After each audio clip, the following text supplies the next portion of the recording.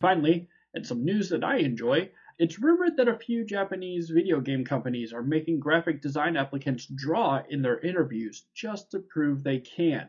This is to hopefully prevent new hires from joining the company and just using AI to complete the work that's requested of them. I say rumored because I only have one source and they don't name any other real sources, so it is literally just rumors. But what can I say? It's a slow news week. Thanks for tuning in to this week's Chachi Says Video Game Minute. We'll see you next time. All right, is the wrestling? No, this is Awesome Cast. That's later. I mentioned it in the last segment, so I got all weird. Anyways, we got a lot to talk about. Mac, I want to get to that one thing in the moment that you said off air.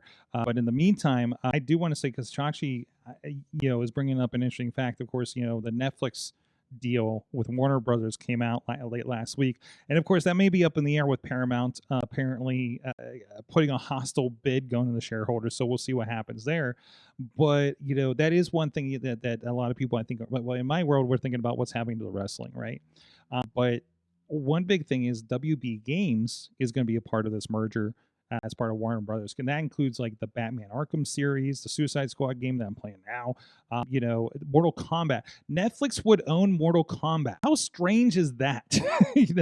On top of they would own like DC Comics and things like that. I don't know. Have you guys been kind of reacting to that? Any of your favorite properties? You're kind of concerned of what Netflix would do to it or anything like that?